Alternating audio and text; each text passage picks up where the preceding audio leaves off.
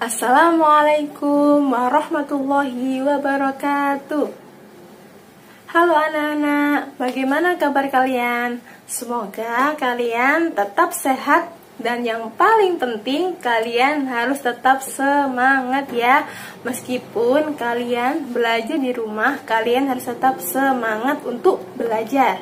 Anak-anak, sebelum kita memulai pembelajaran pada hari ini, marilah kita berdoa terlebih dahulu supaya ilmu yang kita dapatkan menjadi ilmu yang bermanfaat. Ayo anak, kita berdoa terlebih dahulu. Bismillahirrahmanirrahim. Nawaitu ta'lima wat ta'alluma wal ifada wal istifada wat tamassuk ala kitabillahi wa sunnati rasulillah. Wa sallallahu ala sayyidina Muhammad wa ala alihi wa sahbihi wa sallam. Walhamdulillahi rabbil alamin. Oke anak-anak, hari ini kita akan belajar tentang global warming. Apakah kalian tahu apa itu global warming? Nah, global warming itu memiliki istilah lain, yakni pemanasan global. Kalian pasti sering mendengar kalimat pemanasan global. Agar kalian lebih paham apa itu pemanasan global atau global warming, marilah kita melihat slide berikut ini.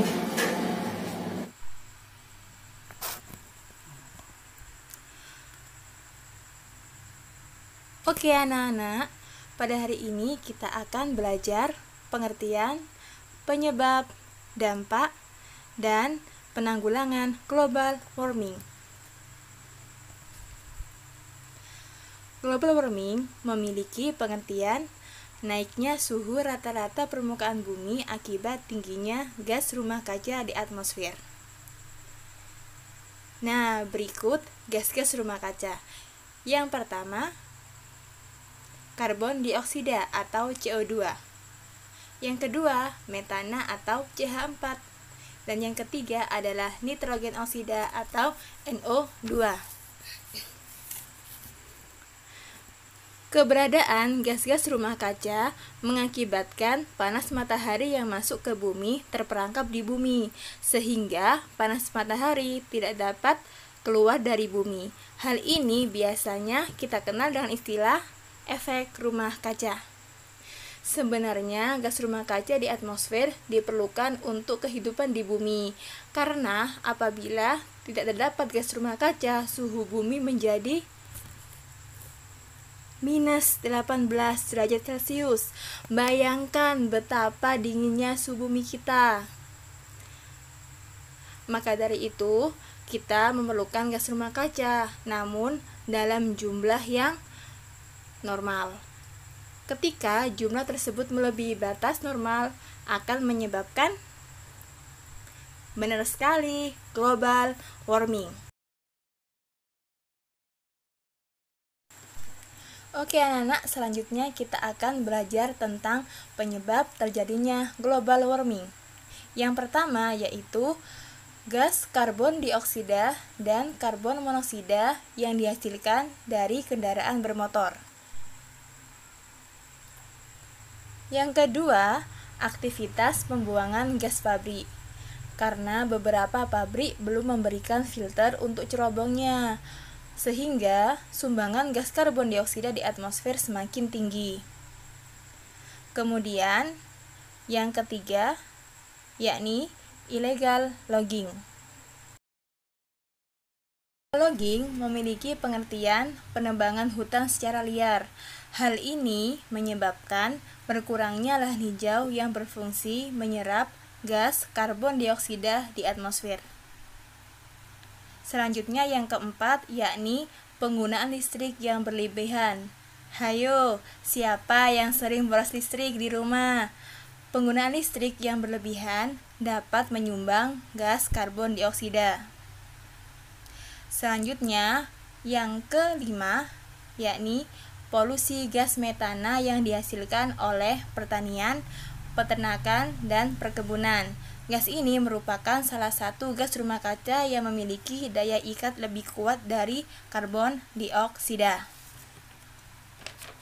Selanjutnya, yang keenam, pembakaran sampah. Nah, ini siapa yang sering bakar-bakar sampah? Pembakaran sampah merupakan salah satu penyebab terjadinya global warming karena asap dari pembakaran sampah mengandung karbon dioksida.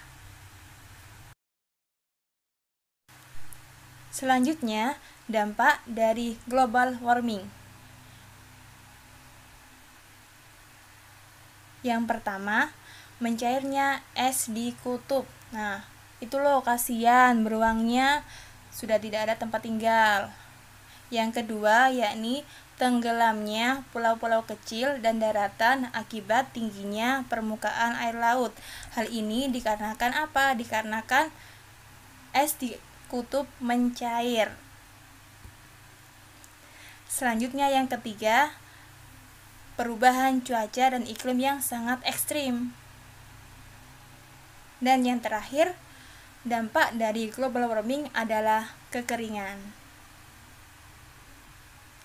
Oke, selanjutnya penanggulangan dari global warming. Apa saja yang harus kalian lakukan?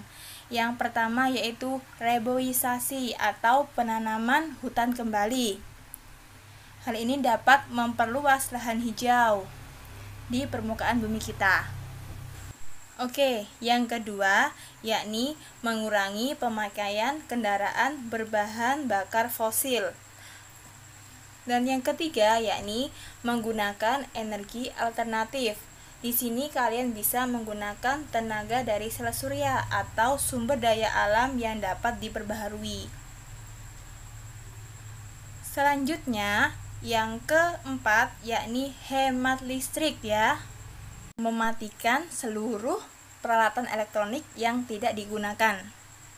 Selanjutnya, yang kelima yakni melakukan 3R, yakni apa saja? Ada reuse, reduce, dan recycle.